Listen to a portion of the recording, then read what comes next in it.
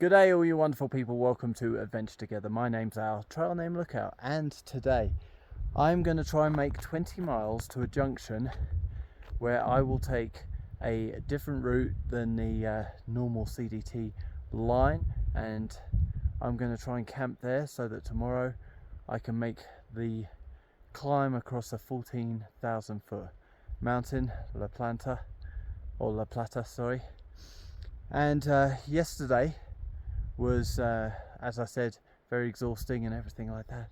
But last night was so cold. My shoes were frozen this morning, my socks were frozen, everything was frozen, to be honest. Luckily, I had my water filter in my sleeping quilt along with my electronics, so I think they're okay. But everything else was frozen. I haven't been able to do up my shoes, and I've been walking now for close to an hour, and the laces are still frozen and untied, and my gaiters are, I think they've thawed out, but obviously because the laces are frozen the gaiters won't attach, and my fingers are freezing, so it's not a pleasant morning. Also, because I walked so late last night till 8 o'clock, I had an extra hour this morning as well, so I gave myself an extra hour in bed to make up for it. Felt a bit lazy doing that, but yeah, hopefully it's alright. Hopefully I can still make those 20 miles, because yesterday I only made 20 miles and I walked for 15 hours, well 14 hours and a lunch break, so hopefully today is a little bit kinder.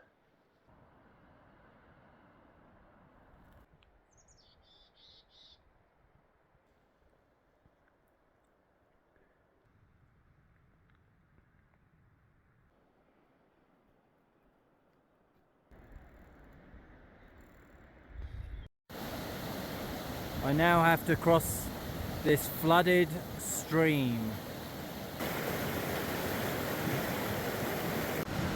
Well, I'm across. It wasn't as fierce as it looks, but it was colder than it looks.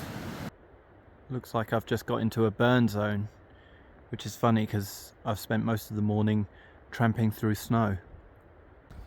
When you're used to seeing something a certain way, like I am seeing this area just blanketed by snow for most of the time, it's hard to envision this area dry and hot and the perfect conditions for what's caused the fire to sweep through here. Looks like a couple of old cabins here, but there's no notice board or anything that lets you know what they were.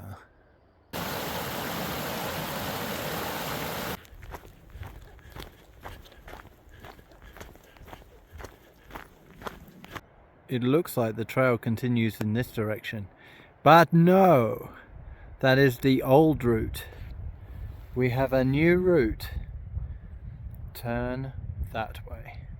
It's so new there isn't even a trail, there is just a marker post. Another wet feet river crossing.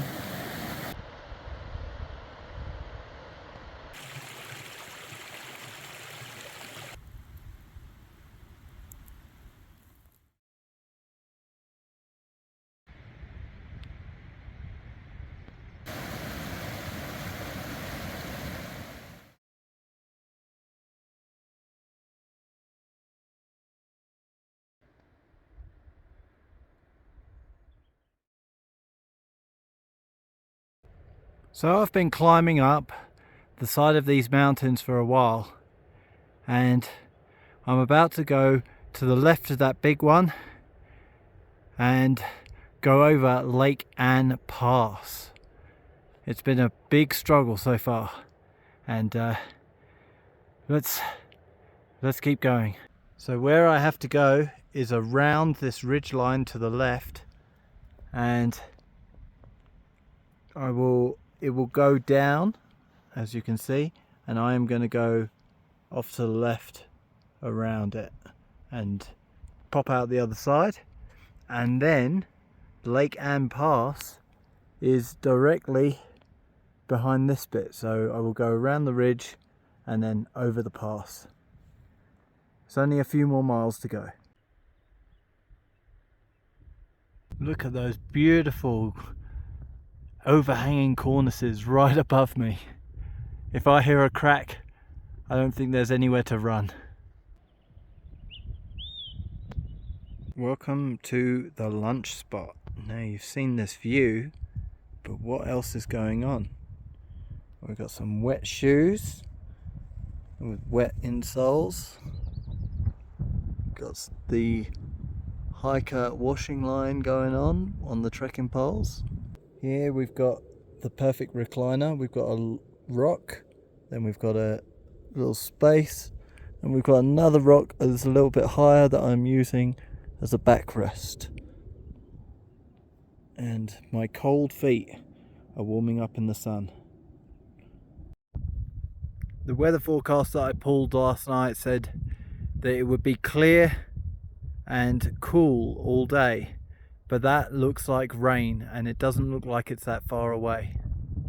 And that over there is the pass, and that's where I have to get to. So hopefully if I get over that in time, I'll stay out of the rain.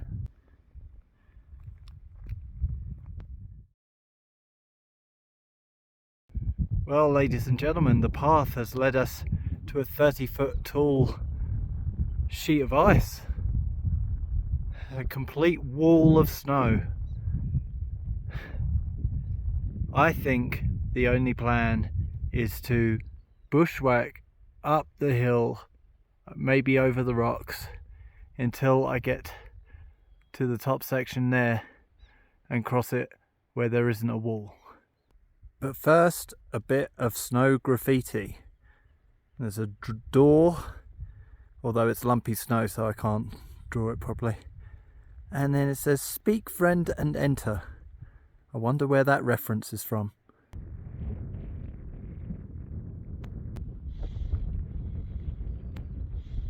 Well, here we are at the top of the pass, Lake Ann Pass. And how about climbing to 12,600 feet to be greeted with another wall of snow. Hey guys. So, crampons on, ready to descend.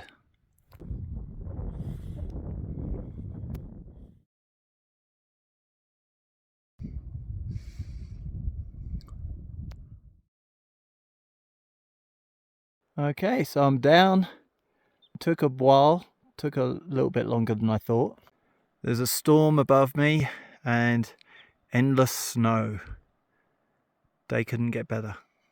So, it's been a while since I turned on the camera, because all the way down for the 2 miles after I last spoke to you, it was waist deep post holing. And it wasn't just me. There were post holes of other people, and it was very, very frustrating, and it took a long time. My shoes are freezing, my feet are freezing, and all I want to do is get into my tent and warm my feet up. But that's another 5 miles away, and it took so long to get to where I am now because of all that post holing, that I'm now way behind schedule, and just trying my best to try and keep my toes alive by walking fast.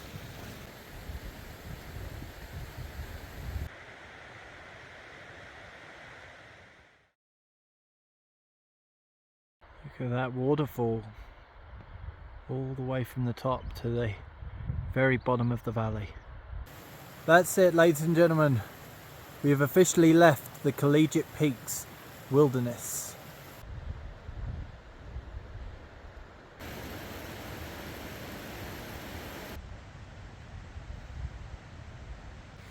Well, ladies and gentlemen, end of the day, 20 miles done. That was a really tough day. All that snow was crazy, and all that post holing was crazy. My feet are saturated as usual. It's nothing new there. So apparently tonight it's going to get below freezing. Fun times. And I just bumped into my first Colorado Trail southbounder, and I asked him what was going on with Twin Lakes, and he said that there is a shortcut that you can take, that I don't have to go over the 14,000 footer La Plata Peak. I can continue up Hope Pass towards Twin Lakes and then take another trail, and that way is not part of the fire closure.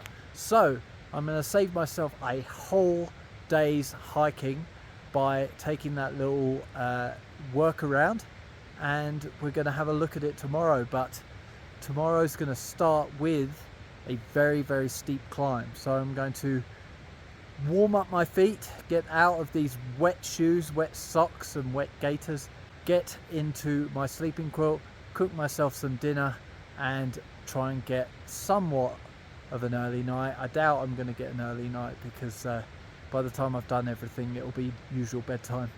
But I guess that's everything I have for you today, so thank you for joining me, and I'll see you in the next one.